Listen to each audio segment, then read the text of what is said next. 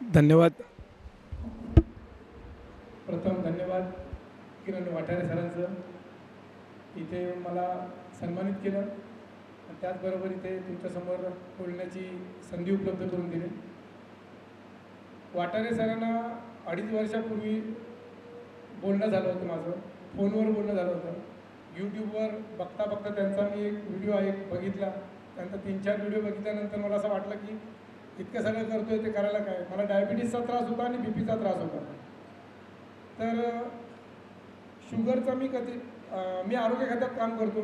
8,000 MBBS डॉक्टरांची आस्थापना मी स्वतः हाताळायचो, पण मी कधी ॲलोपॅथिक गोळी घेतली नव्हती. मला कित्येक डॉक्टरांनी सांगितलं की साहेब तुम्ही गोळी चालू करा, कारण तुमची 300-350 पर्यंत शुगर जाते.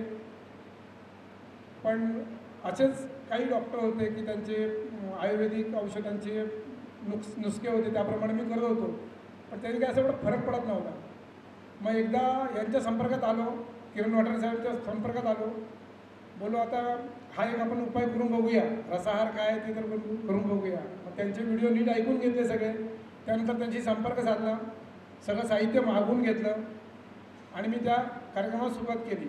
माझं वजन जवळजवळ 68 किलो होतं.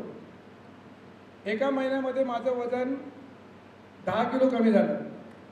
मला शुगर असल्यामुळे लोक बोलायला लागली, अरे डायबिटीस असलेल्या लोकांचं वजन कमी होतं, तू आजारी आहेस, तू असं काहीतरी बोगस काहीतरी करत जाऊ नकोस, आरोग्य खात्यात कामाला आहेस, लोक हसतील तुला.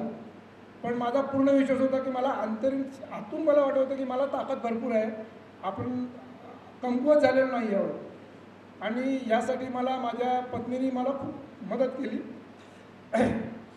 तिने मला वेळोवेळी ज्यूस बनवून देणं, त्याच्यानंतर रोजचा आहार बनवून देणं, ह्या सगळ्या गोष्टी मला बनवून दिल्या. कारण माझ्या कामाच्या धावपळीच्या मध्ये मला तिने भरपूर मदत केली.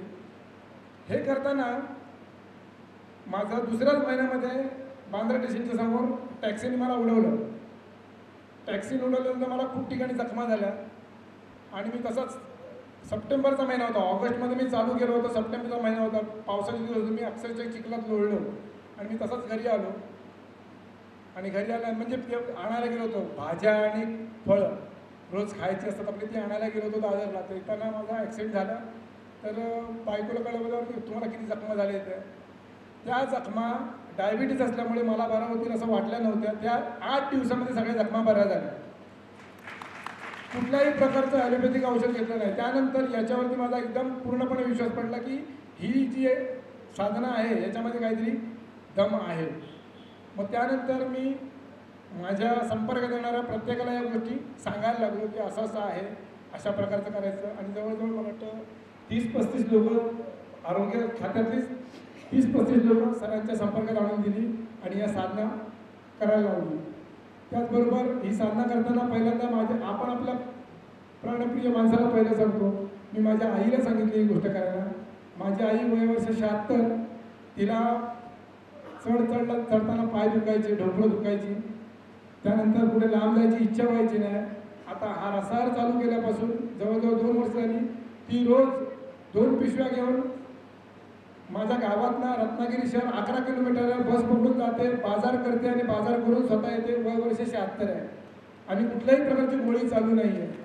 हा या रसाहाराचा दम आहे. तर अशा या देशदूताला, म्हणजे आपण बोलतो ना, एक देशाची सेवा करणाऱ्या व्यक्तीला मी पुढील त्यांच्या मार्गक्रमणासाठी उत्तम आरोग्याचा आधार रसाहार यासाठी खूप खूप शुभेच्छा देतो व त्यांना 2 शब्द संपवतो.